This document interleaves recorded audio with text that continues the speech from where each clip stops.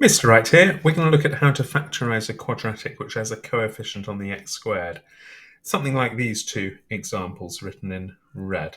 My first method is simply to have a go and figure it out, do a bit of trial and error, and you can generally get the answer. And the second method, which I'll cover in another film, gives you a foolproof way of factorising a quadratic with a coefficient on the x squared without having to do a whole lot of trial and error.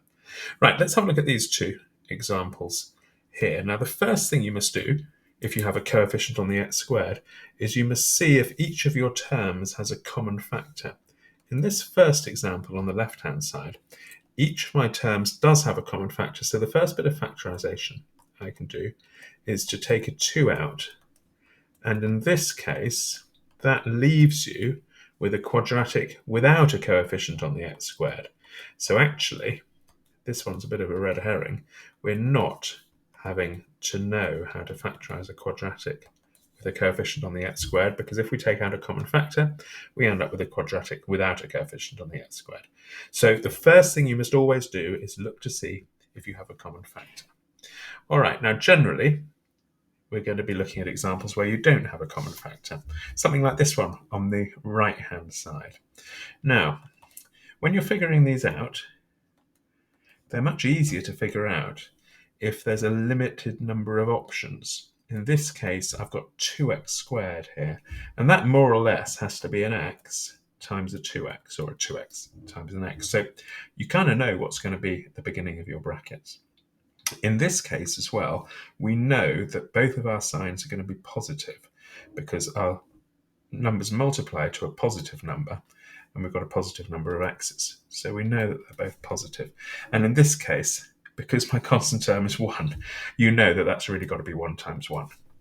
And now you can simply check that by multiplying out in your head, thinking about your x terms, your nose and your mouth, and checking that you would indeed get 3x. And you would get 3x. Now, that was a very straightforward example because there was a very limited number of possibilities to give me 2x squared and a very limited number of possibilities to give me the 1. Let's try some more. I've got 3 examples here. If you want to work ahead of me, you could pause the film now, jot them down, have a go at them, and then play the film to watch me do them. Okay, let's look at the first one. I've got 3x squared plus 8x plus 4. Right, now I know it's going to be 3x and x.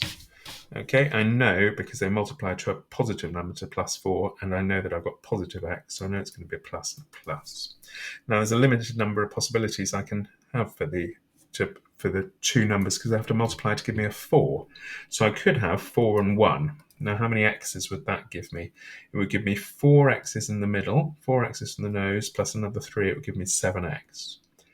That's not 8x. Right, what about 1 and 4? Well, will that give me the same number of x's as before? No, it won't, because I'll have 1x from the nose and 12x, 13x's. Perhaps 2 and 2, that would give me 4.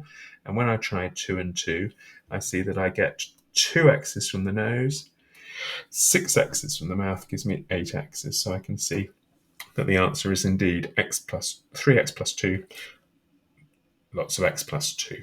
All right, let's look at the second example here. Okay, that one is 5x squared minus 17x plus 6. Right, it's 5x squared. That's helpful because it's likely to be a 5x and an x, of course, 5 being a prime. Now, I'm multiplying to give me a positive number, but I've got a negative number of x's. So I'm going to have minus and minus there. Okay, and my 2 numbers have to multiply to give me 6.